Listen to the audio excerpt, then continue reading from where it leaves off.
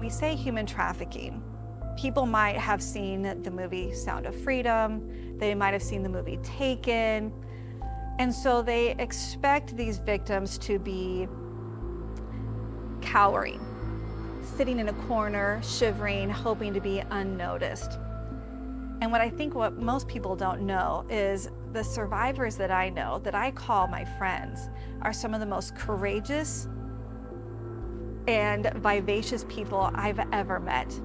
That you would never know that they've experienced more trauma than we will ever comprehend because they've overcome their trauma and are thriving.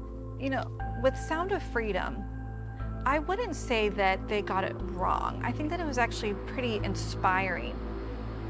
And some of the criticism with the movie is that it doesn't represent so many other examples and stories.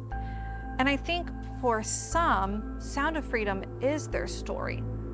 But honestly, for the vast majority of trafficking victims here in the United States, it was not a rescue situation. It was not a forced situation. They weren't kidnapped, they weren't locked in cages. It was brutal for sure.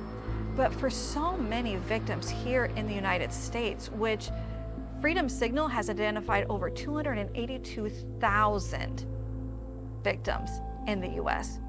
What we know is the majority of them just wanted to be loved.